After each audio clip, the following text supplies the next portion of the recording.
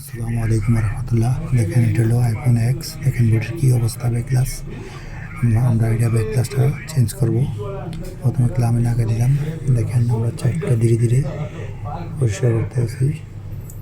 এখানে একটা জিনিস সাবধান রাখতে হবে, এটা হলো ওয়ালের চার্জারটা খুব সাবধানে খুলতে হবে। দেখেন এবং ক্যামেরার সাইডটাও খুব সাবধানে খুলতে হবে, বেশি হিট দেওয়া যাবে না, তাহলে ক্যামেরা খারাপ হয়ে যাবে, জাফর হয়ে যাবে।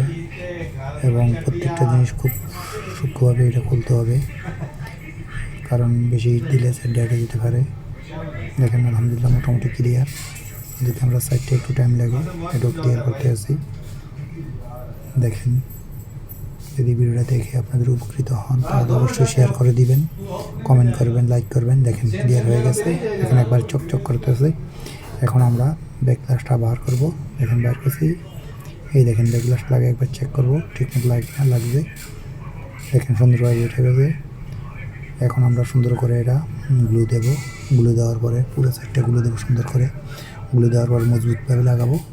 দেখতে থাকুন, পুরোটা পিছিয়ে আমরা গ্লু দিয়ে দিয়েছি যেন নড়াচড়া না করে সুন্দরভাবে। তো দেখেন আলহামদুলিল্লাহ বসে গেছে। আর এখন আমরা এটা পাঠাবো।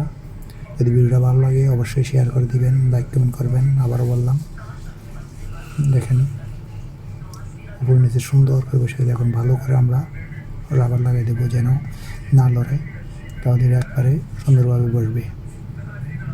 ভালো করে রাবার লাগালে মজবুত হয়, যদি হালকা লাগান তাহলে একদিকে খোলা হয়ে যায় সমস্যা। দেখেন কীভাবে আমি লাগাইছি।